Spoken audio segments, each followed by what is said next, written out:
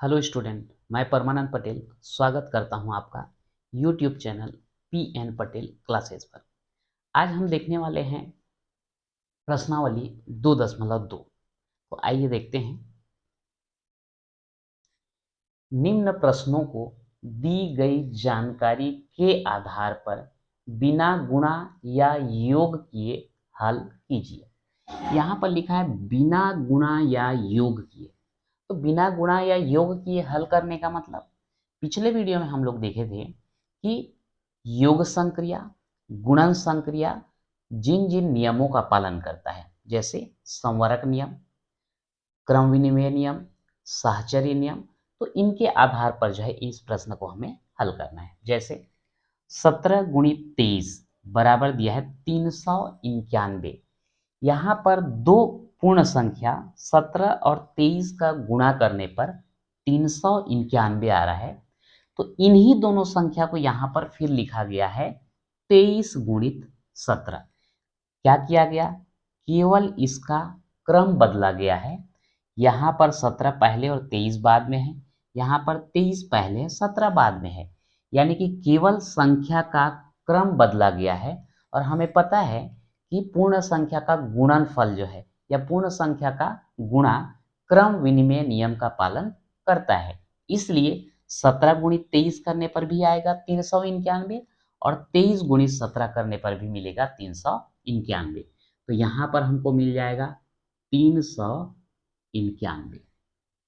Second, 15 धन 25 बराबर दिया है 40।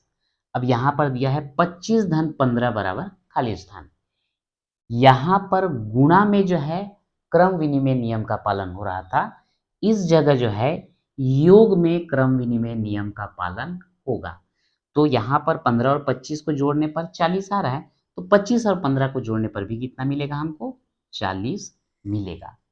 अगला देखते हैं, 40 धन 0 बराबर 40। तो 0 धन 40 बराबर खाली स्थान। यहाँ पर भी योग के लिए कौन सा नियम? क्रम विनिमय नियम बोल सकते हैं, या क्रम विनिमय नियम, या फिर बोल सकते हैं योग के लिए तत्समक अवयव, जिसको बोलते हैं योज्य तत्समक अवयव। अगर हम 0 को किसी भी संख्या में जोड़ दें तो उसमें कोई अंतर नहीं आता, और यहाँ पर ये नियम का उपयोग हुआ है।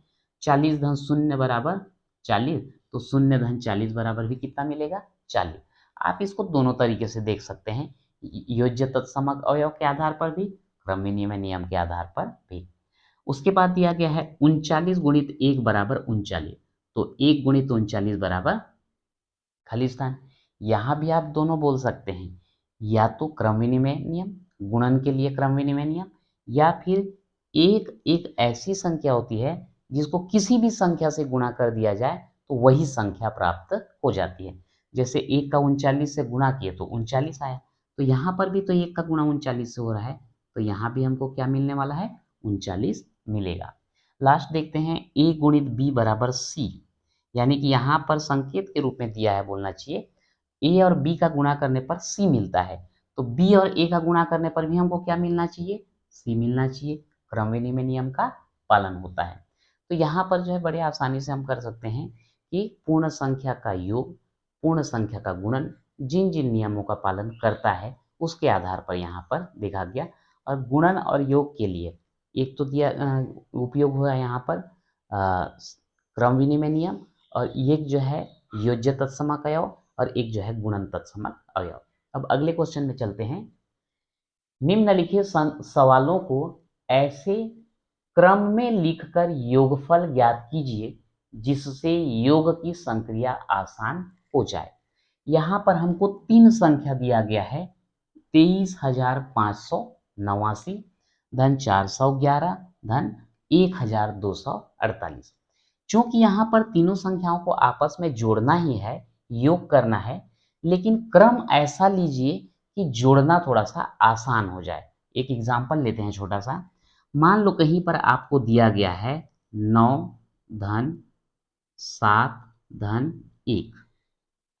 चूंकि संख्या छोटी है तो हम डायरेक्ट इसको जोड़ सकते हैं, 9 7 16 और 1 17, आप डायरेक्ट लिख सकते हैं। लेकिन इसको जोड़ने का एक तरीका और हो सकता है कि आप इन दोनों को जोड़ो, 9 और 7 16, फिर 1 को जोड़ो तो ये 17 मिलेगा। एक दूसरा तरीका ये भी हो सकता था कि आप 9 और 1 को जोड़ देते 10, उसके बाद 7 को जोड़ देते तो 17। तो मेरे ख्याल से ये वाला विधि आपको ज़्यादा आसान पड़ेगा। क्यों? क्योंकि यहाँ पर इन दोनों को जोड़ने पर हमको क्या मिला, यहाँ पर 0, और 0 और 7 को जोड़ना आसान होगा।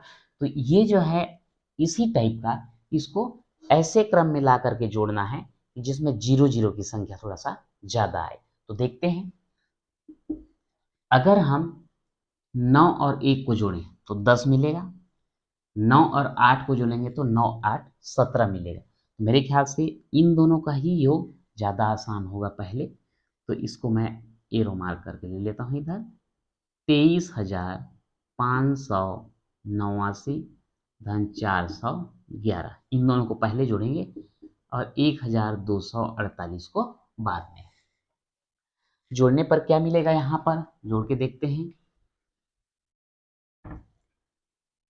ये हो जाएगा आपका 9 और 1 10 का 0 हासिल 1, 8 और 1 9 हासिल के साथ 10 का 0 हासिल आया 1, 5 और 4 9 और हासिल के साथ हो गया 10 का 0 हासिल फिर आ गया 1। अब ये दर का तो खत्म हो गया, वो 1 और 3 कितना हो जाएगा 4, और ये 2 का 2। अब देखिए यहाँ पर जो है 0 0 0 की संख्या बढ़ गया। अब इसके साथ 1,248 को जोड़ना आसान हो जाएगा। 8 और 0 का 8, 4 0 का 4, 2 0 का 2, 1 और 4 का हो जाएगा 5 और ये 2। ये आपका कितना आ जाता है 25,248। तो यहाँ पर तो हमको क्रम को बदलना नहीं पड़ा, जैसा दिया गया था वही दोनों को पहले जोड़ दिए, उसके बाद जो तीसरा था उसको हम जोड़ दिए। एक और क्वेश्चन लेकर के देखते हैं। 247 धन 376 धन 153, यहाँ पर भी वही फंडा अपनाना है।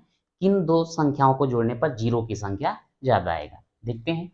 7 और 6 को जोड़ेंगे तो कितना आएगा, 7 और 6 13, जीरो तो नहीं आ रहा है। इसको और अंतिम वाले को देख लेते हैं। 7 और 3 10, इसमें जीरो आ रहा है। 6 और 3 9, इसमें जीरो नहीं आ रहा है। मतलब इन दोनों को लेंगे तो ज़्यादा आसान होगा। तो यहाँ पर लिख देते हैं 247 धन 153, कोष्टक बंद कर दिए, और बच गया कौन सा 376। अब जोड़ दो इन दोनों को, तो 7 और 3 10 का 0 हासिल आया 1, 5 4 9 हासिल के साथ हो गया 10 का 0 हासिल आया 1, 2 और 1 3 और 1 हो जाएगा 4। अब यहाँ पर देखो शून्य की संख्या बढ़ गया, अब इधर जोड़ना आसान हो जाएगा। 0 और 6 को जोड़ेंगे 6, 0 और 7 को जोड़ेंगे 7, ये 4 और 3 हो जाएगा 7। इस प्रकार से ये 776। तो अगर 2 या 2 से अधिक संख्या दिया है तो ऐसे दो संख्याओं को पहले हमको जोड़ना है जिसमें जीरो की संख्या ज्यादा आए। अगला क्वेश्चन देखते हैं। किसी भी राशि में शून्य का गुणा करने से कौन सी पूर्ण संख्या प्राप्त होती है? क्योंकि आप योग के लिए, गुणन के लिए उसका गुणधर्म देख चुके हैं, कौन से नियमों का पालन करता है, तो उसके हिसाब से यहाँ हम आंसर दे सकते हैं। किसी भी राशि में शून्य का गुणा, किसी भी राशि में अगर शून्य का गुणा कर दिया जाए तो हमेशा हमको क्या मिलेगा, शून्य ही प्राप्त होता है। जैसे 0 गुणित 5 करोगे तो 0, 0 गुणित 100 करोगे फिर भी 0। तो इस प्रकार से शून्य के साथ किसी भी पूर्ण संख्या का गुणा किया जाए तो शून्य ही प्राप्त होता है। योग के लिए संवरक नियम क्या है, पहले समझते हैं कि ये संवरक नियम है क्या। वैसे पिछले वीडियो में हम संवरक नियम देख चुके हैं। अगर आप दो पूर्ण संख्या लेते हैं, दोनों का योग करते हैं, और यदि फिर से पूर्ण संख्या प्राप्त हो जाए तब उसको बोला जाता है संवरक नियम। एग्जाम्पल लेते हैं, अगर हम 0 को 6 से जोड़ दें तो क्या मिलेगा 6। 0 भी पूर्ण संख्या है, 6 भी पूर्ण संख्या है, योग करने पर जो आ रहा है वो भी पूर्ण संख्या है। तो ये जो है संवरक नियम का पालन कर रहा है, क्योंकि दो पूर्ण संख्याओं का योग पूर्ण संख्या प्राप्त हो रहा है। अगर कोई दूसरा ले लें, मान लो 1 और 8 ले लें, तो बराबर आ जाएगा 9। 1 भी पूर्ण संख्या है, 8 भी पूर्ण संख्या है, और योगफल भी पूर्ण संख्या प्राप्त हो रहा है। तो इसको हम बोलते हैं योग के लिए संवरक नियम। लिखेंगे कैसे कि दो पूर्ण संख्याओं का योग हमेशा एक पूर्ण संख्या प्राप्त होता है, इसलिए यह संवरक नियम का पालन करता है। अगला, संक्रियाओं के गुण के आधार पर निम्नलिखित खाली स्थानों की पूर्ति कीजिए। खाली स्थानों की पूर्ति कीजिए। अब यहां पर दिया है 2376 धन 4559 बराबर खाली स्थान धन 2376। यहाँ पर भी 2376 है, यहाँ भी 2376 है। अब यहाँ पर इन दोनों का योग जितना आएगा, इन दोनों का योग भी उतना ही आना चाहिए। तो एक संख्या तो वही आ गया, तो सेकेंड वाला जो बचा है 4559, और कौन सा नियम, योग के लिए क्रम विनिमय नियम हो जाएगा। यहाँ पर 1 गुणित 0 बराबर 0 गुणित 1 बराबर खाली स्थान। तो अभी बताया गया था कि 0 को किसी भी संख्या से गुणा कर दिया जाए तो 0 ही प्राप्त होता है, तो यहाँ पर भी 0 मिलेगा। अब यहाँ पर जो है कुछ संख्या दिया गया है 876, और इसके नीचे डिब्बा दिया है, यहाँ पर डिब्बा दिया है, यहाँ पर डिब्बा दिया है। अब ये जो डिब्बा दिया गया है उसमें ऐसे अंक का चयन करना है कि ये जो है सही हो जाए। जैसे 6 में यहाँ पर ऋण का चिन्ह है, तो 6 में ऐसा क्या संख्या घटाएं कि हमको 7 प्राप्त हो। तो एकदम न्यूनतम से स्टार्ट करते हैं। अगर 6 में हम यहाँ पर लिख दें 0, तो 6 में 0 घटाने पर भी 6 ही मिल सकता है, 7 नहीं मिल सकता है। इसका मतलब यहाँ पर 0 भी कर दिया जाए तो यहाँ पर हम तो सही संख्या प्राप्त नहीं कर पा रहे हैं। इसका मतलब ये है कि 6 में नहीं, यहाँ से एक उधार लो और इसको बना दो 16, और 16 में ऐसा कुछ संख्या घटाओ कि हमको क्या मिल जाए, 7 मिल जाए। तो 16 में क्या घटाएंगे, 16 में यदि 9 घटा दिया जाए तो हमको क्या मिलता है, 7। ठीक, अब यहाँ से एक संख्या यहाँ उधार ले ली है, तो यहाँ कितना बचा, 6। अब 6 में 3 घटा दो तो यहाँ क्या आ जाएगा, 3। अब 8 में कितना घटाएं तो 6 मिलेगा, तो यहाँ पर 2। सही हो गया। देख लो, 16 में 9 घटाए 7, यहाँ बचा 6, 6 में 3 घटाए 3, और यहाँ पर 8 में 2 घटाए 6। इस प्रकार से ये कंप्लीट हो जाता है। ऐसी कौन सी संख्या है जिसमें उसी संख्या का भाग देने पर वही संख्या प्राप्त होती है। क्या बोल रहा है, जिस संख्या को आप भाग दे रहे हो उसी संख्या का भाग देने पर वही संख्या प्राप्त हो, तो निश्चित रूप से इसका आंसर क्या होगा, 1। जैसे देख लेते हैं, 1 से 1 को भाग दो तो हमको क्या मिल जाएगा, 1 मिल जाएगा। तो इसका आंसर 1 हो जाएगा। अगला देखते हैं, 4 अंकों की सबसे बड़ी संख्या। अब ध्यान दीजिएगा, 1 अंक की सबसे बड़ी संख्या 9, 2 अंक की सबसे बड़ी संख्या 99, 3 अंक की सबसे बड़ी संख्या 999, तो 4 अंक की सबसे बड़ी संख्या क्या हो जाएगा, 9999।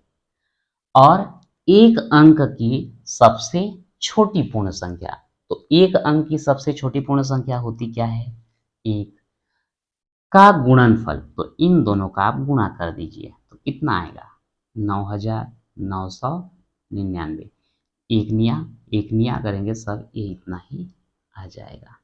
ठीक, तो इस प्रकार से जो है योग के लिए, गुणन के लिए जो नियम होता है, संवरक नियम, साहचर्य नियम, क्रम विनिमय नियम, योज्य तत्समक अवयव, गुणन तत्समक अवयव, इनके आधार पर जो है बहुत सारे क्वेश्चन हम लोग देख लिए। ये नियम जो है याद रखिएगा, आगे भी ये काम आने वाला है। तो इस प्रकार से जो है आज के वीडियो में इतना ही, मिलते हैं नेक्स्ट वीडियो पे।